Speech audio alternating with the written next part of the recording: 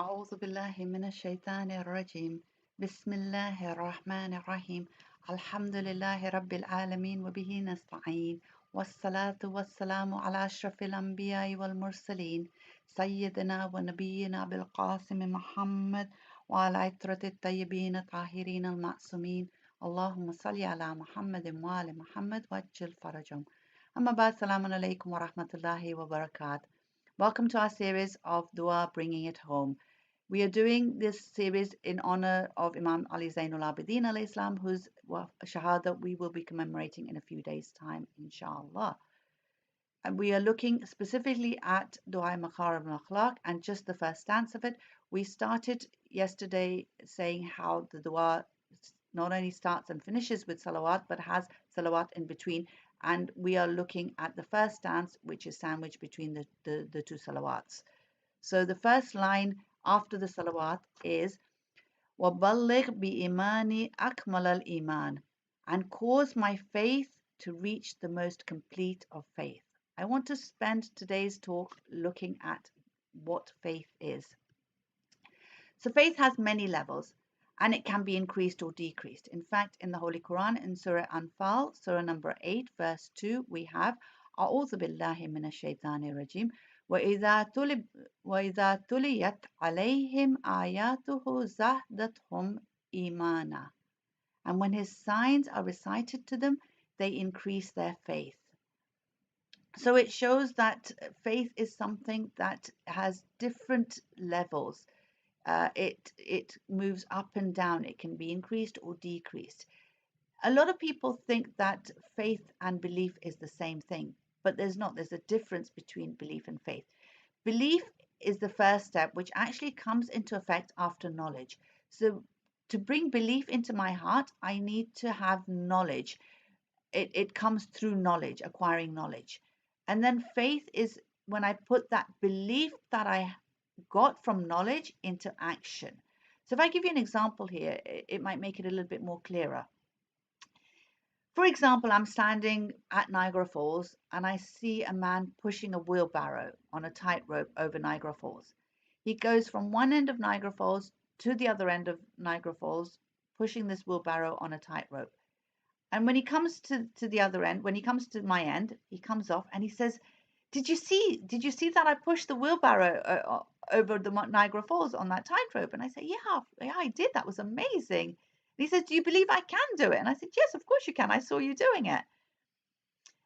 So then he goes back again, and this time he pushes the wheelbarrow with a man sitting in the wheelbarrow on the tightrope over Niagara Falls.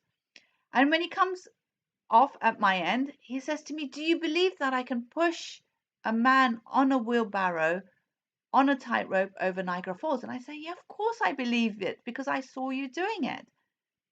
So then he looks at me and he says, "Okay, now I want you to get in the wheelbarrow and I'll push you on a tightrope over Niagara Falls."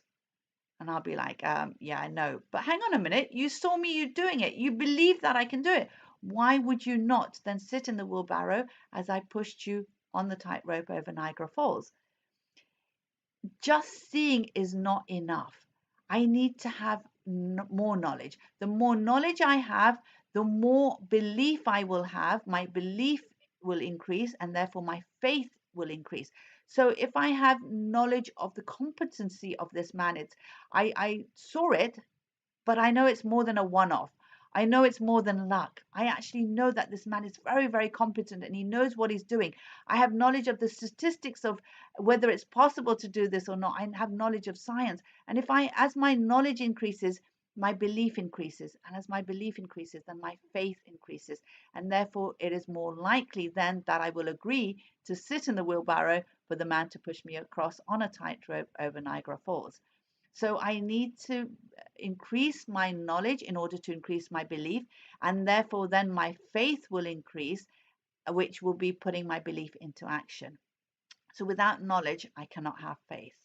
So in order to have perfect faith, I must strengthen my belief through acquiring lots of different knowledge that will benefit me.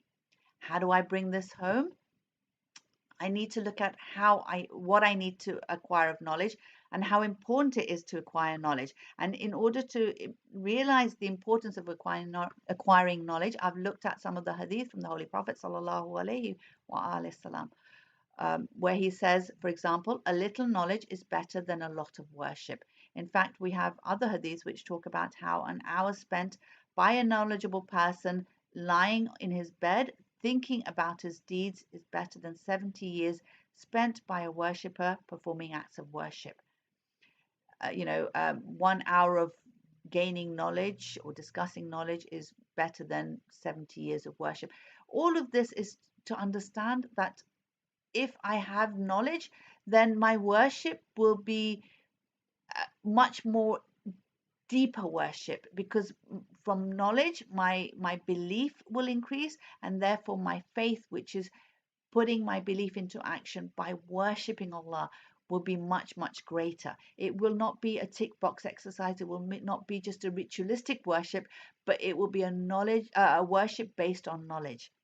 And this is why knowledge is so important.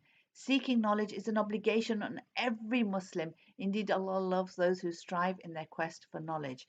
And we're told even if you have to go to China, and in those days, China was so far away, China was full of non-Muslims. So again, acquiring knowledge from other than Muslims is not something that is frowned upon. In fact, it's recommended, but ensure that the knowledge that I acquire, it doesn't matter where I acquire that knowledge from, but that knowledge should bring me closer to Allah. That knowledge should benefit me, should help me on my journey towards Allah. Then there's another hadith which says, he who goes out to seek knowledge, one is indeed on the path of Allah until he returns. It's as if he spent the whole day fasting and the whole night praying. He it says he who goes out to seek knowledge is himself sought after by paradise. It's not as if I'm trying to get into paradise, but paradise wants me because of the fact that I'm seeking knowledge. And then it says he who goes out to seek knowledge, Allah guarantees him sustenance for him. Again, a lot of the times we feel that sustenance is something that we are in control of, but it is Allah that is in control of it. Sustenance, risk comes from Allah. And one of the ways to ensure that we get our risk is to go out to seek knowledge. We're also told that whoever gains knowledge for the sake of anything other than Allah should take himself a seat in the fire.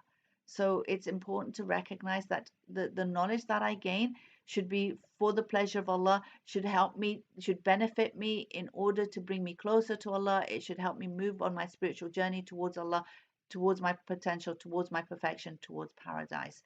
And the hadith says, verily the inmates of the fire will be tormented by the stench of the knowledgeable man who had abandoned his knowledge.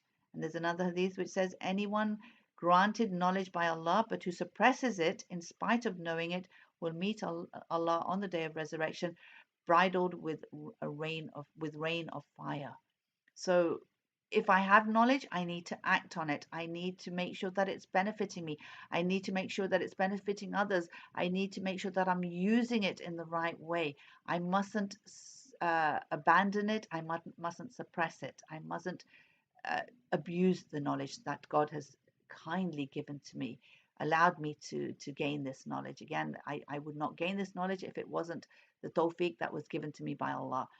And the best of type of knowledge is that which benefits. So I need to make sure that the knowledge that I am gaining is benefiting me, and in this way then Allah will then open up my heart to the hidden knowledge, so the knowledge that I can acquire through books, through lectures, through reading, through research is only up to a certain level. Then if I use the knowledge that I acquire in order to get closer to Allah, then Allah will actually then give me the hidden knowledges, which is like a light that he puts into my heart, which comes directly from him. So the knowledge of the hidden is one of the secrets of Allah, which he divulges into the hearts of whom he wishes from amongst his servants. So one of the things that the knowledge should do is make me his servant, his slave, make me submit to his will, because that is the only way that I am actually benefiting from the knowledge that I'm acquiring, that I'm actually making use of the knowledge that he has allowed me to gain. And in that way, then he will give me the knowledge of the hidden realm, the knowledge that will then give me true marifah of him, inshallah. We pray that Allah gives us the tawfiq in order to acquire knowledge and actually put it into action so that it benefits us, so that it opens our hearts for Him then to give us the knowledge of the hidden realm, inshallah. Please join me tomorrow to continue on our journey on dua, bringing it home, looking specifically at dua Makarimul Akhlaq. Wassalamu alaikum wa rahmatullahi wa barakatuh.